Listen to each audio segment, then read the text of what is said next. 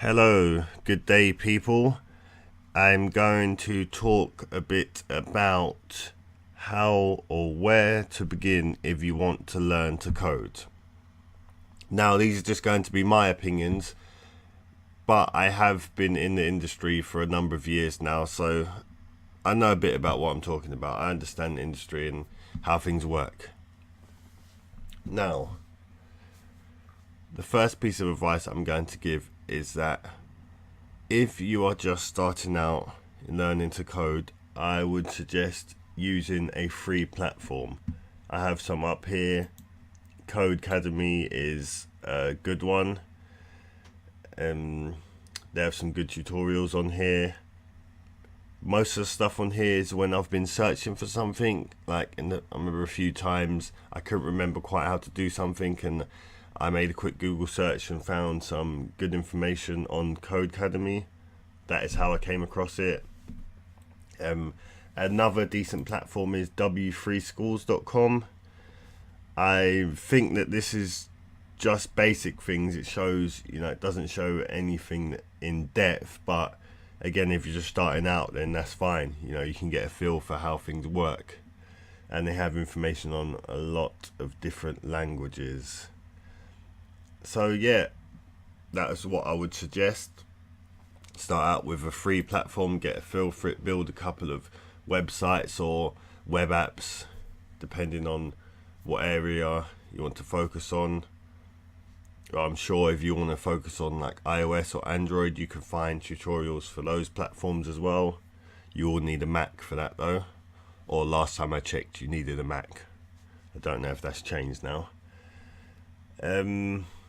Tuts Plus is another good platform.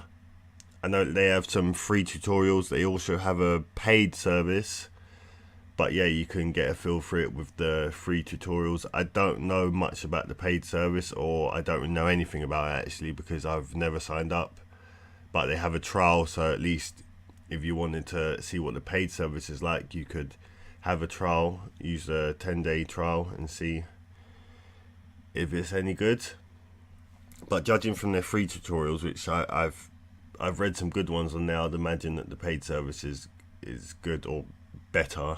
Obviously, they're going to reserve the better tutorials for people that have paid. And yeah, once you've had a feel for it, if it's something you enjoy and you can see yourself building a career in, then I would suggest, after progressing from a free service, you should use something like teamtreehouse.com. Now, I mentioned this in another video I made where I was comparing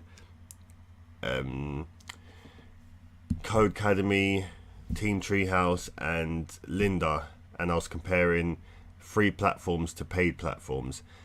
And I said in that video that Team Treehouse is a really good platform if you're just starting out, and the reason for that is they really go through the basics upwards. They don't assume that you know anything. They start from the basics and build up to the more complex stuff, which is perfect if you're just starting out.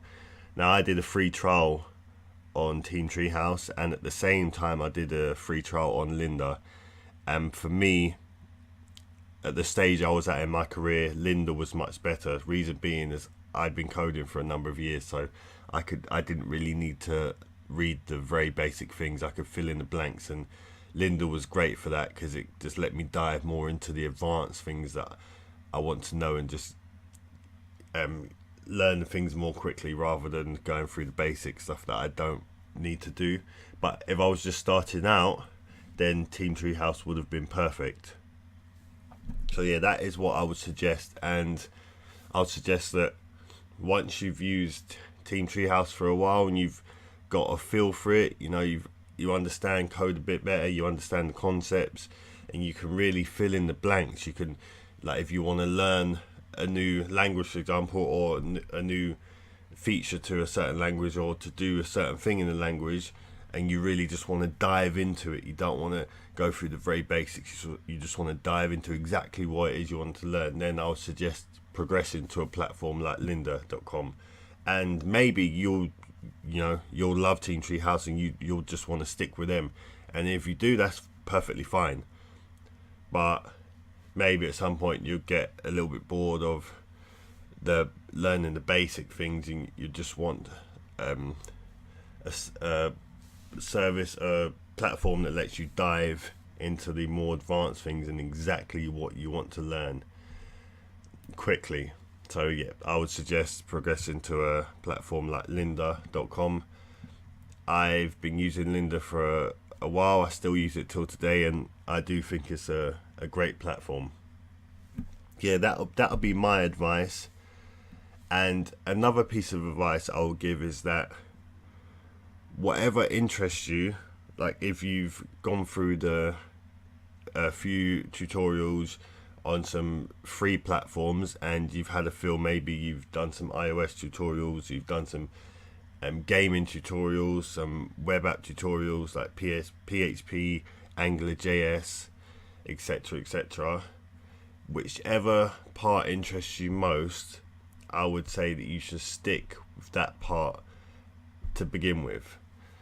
And reason being is, when I first started coding, I thought I'd be able to do it all. I thought I'd have time to code in C#, in PHP, for the iOS platform in Objective-C at first, and then Swift, and build games, build web apps, code in Drupal, or code using the Drupal platform, and just all these different things. And what I quickly realized is I don't have the time to code in all these different things. I have a child, I have other things that I want to do away from coding as well. I like to have breaks every now and then. I just didn't have the time, and sometimes I'd think to myself, all right, I want to do more stuff on the iOS, and I'd be really strict and just think, all right, I'm going to make sure I make time.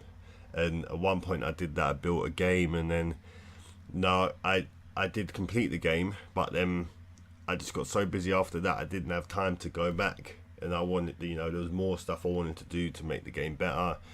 And then time just went by, and then by the time I can even think about going back, because I've got the time, it's just gotten old, because things change so quick. The code's old, the iOS had a new version of Swift, and yep, so that is what I suggest. That it doesn't mean that you can't code in different languages, but whatever it is that interests you the most, that should be your main focus. Like if you want to get a day job out of this, or you want to become a freelancer, the language that interests you the most, or the section of the industry that interests you the most, it should be your main focus, and anything else should be something you do on the side, but that should be your main focus. Because to progress to a higher level in a language, or a certain section of the industry, it takes commitment and time. So you want to make sure that you're spending your time on the bit that interests you the most, the part that interests you the most, or the language that interests you the most, or the platform that interests you the most. So yeah, that would be my advice if you're just getting started out. I hope you found this information helpful.